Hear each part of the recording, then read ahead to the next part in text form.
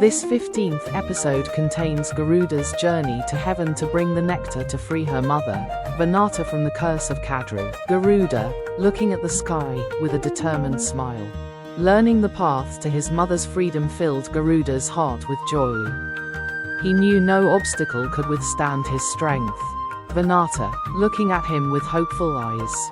Garuda, in an elated voice, "Mother, do not worry. I will bring nectar immediately." He prepares to fly swiftly but suddenly feels hunger.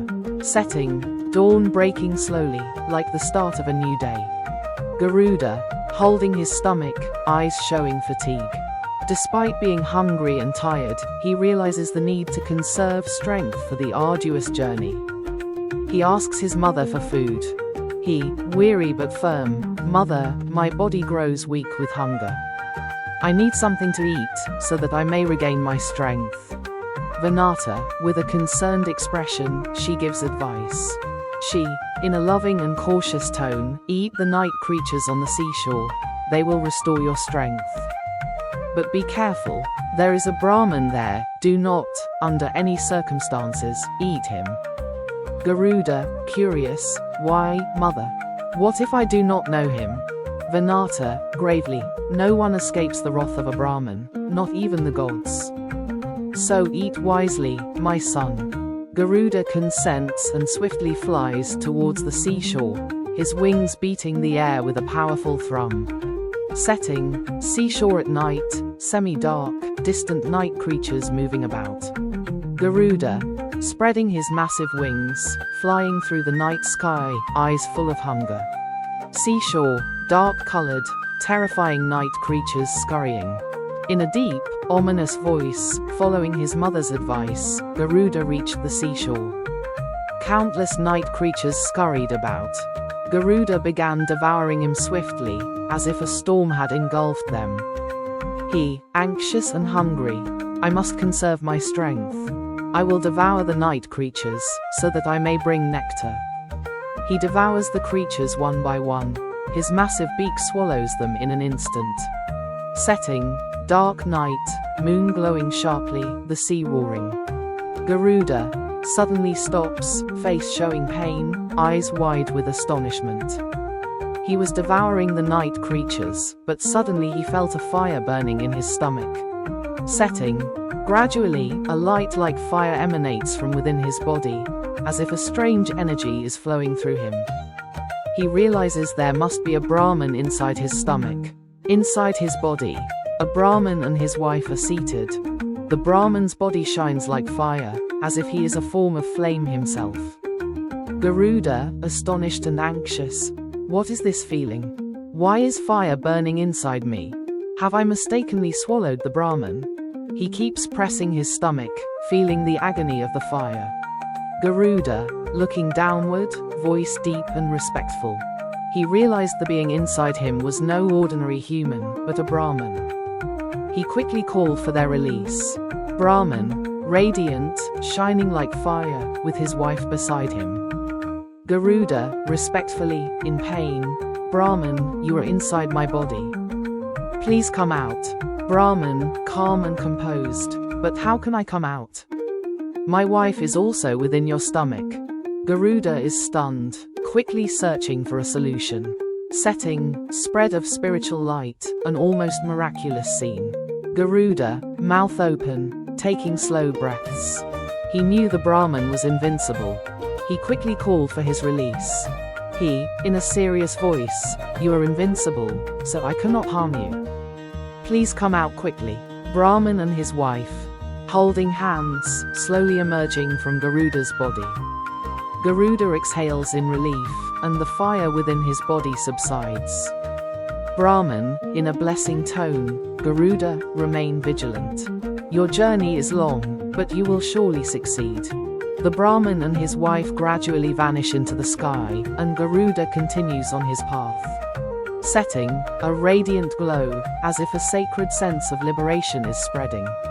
Garuda, golden-bodied, flying through the sky, his massive wings tearing through clouds. He was flying, but his body was gradually growing tired. Even after devouring the night creatures, his hunger was not satisfied. He realized he must conserve his energy, otherwise he would not be able to fetch nectar from heaven. Setting, sky tinged with red, below green forests, mountains, and rivers. Garuda's expression. Face showing fatigue, pressing his stomach, anguished by hunger. He, tired, breathing heavily. My hunger is not easing at all. Have I grown too weak? I must eat something more. He looks toward the sky, as if seeking guidance. In the distance, he notices an hermitage where his grandfather, sage Kashyapa, is engaged in meditation. Garuda, descending, head bowed in respect. He arrived at his grandfather Kashyapa's hermitage. Kashyapa was deep in meditation, but Garuda's powerful roar made him open his eyes. He, respectfully, yet plaintive, "Grandfather, I seek your blessings. I am well, but extremely hungry. Even after eating the night creatures, my hunger persists." Sage Kashyapa, white beard, deep ascetic robes, sitting in deep meditation with eyes closed. He, calm and reassuring, "Garuda, your journey is long. If you remain powerless, you will not fulfill Kadru's condition." He raises his hand to bless him, and Garuda bows to receive it. Garuda, sitting in front of Kashyapa, eyes questioning. Kashyapa remains silent for a moment, then speaks. He, serious and firm voice, "Garuda, go to a lake. There, an elephant and a tortoise are fighting. They have been enemies for ages. Whoever emerges victorious, if you devour them, your hunger will be satisfied." Garuda, astonished but curious, the battle between the elephant and the tortoise. Why are they enemies? Kashyapa, slowly rising, looking toward the sky. He, sighing, their enmity is ancient. But that story will be told later. Now, you go. Do not waste time. Garuda nods in agreement, rises, spreads his wings, and prepares to fly. His eyes shine with renewed hope. Background, a clear lake, where a massive elephant and tortoise are fighting fiercely.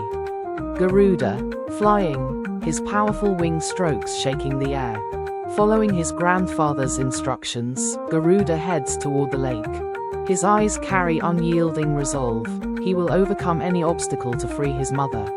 Setting, a vast lake, with the elephant and tortoise in intense battle at the center. The scene appears towards the lake as Garuda approaches. Garuda's expression, confident, determined to satiate his hunger.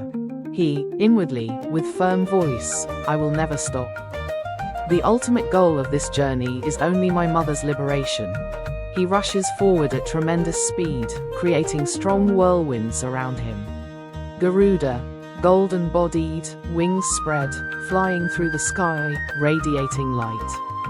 In a deep and emotional voice, he a great hero of the Mahabharata. He is not just a powerful king of birds, but a symbol of boundless love for his mother and unwavering resolve. Setting, golden light in the sky, below the vast ocean, whose waves reflect his image. Garuda, looking toward the sky, in a resolute voice. He, "I am determined. My mother Vinata will be freed, and I will fulfill my duty." Back in Kashyapa's blessing, Garuda's respect toward Vinata, his conversation with Kadru. Symbolic form of Mahabharata. A massive white manuscript, its pages turning, depicting Garuda's story. Reflection of Veda Vyasa, a sage writing the Mahabharata, with Ganesha beside him writing. The Mahabharata is not just the story of the Kurukshetra war, it contains epic tales of many great characters. Garuda is one of those extraordinary characters, whose strength rivals the gods, whose sacrifice is immense, and whose love is eternal. Back in the key events, Garuda's birth, display of strength, fetching nectar from heaven. Veda Vyasa, in a spiritual voice, Garuda is not just a giant bird, he is a resolute warrior, whose story will inspire generations. Ganesha continues writing the Mahabharata verses in the manuscript. Garuda, Flying toward heaven, lightning flashing around him, gods watching in astonishment. His resolve was not only for his mother's liberation, it symbolized a righteous battle against injustice. His character reflects one of the Mahabharata's greatest teachings: sacrifice, courage, and determination. Vinata, looking toward the sky with compassionate eyes, tears of pride in her gaze. Garuda, soliloquy, firm voice. This journey is not just for my mother's liberation. It is my vow to remain steadfast on the path of righteousness. In the earlier happenings, Garuda conversing with Kadru, entering heaven, receiving nectar.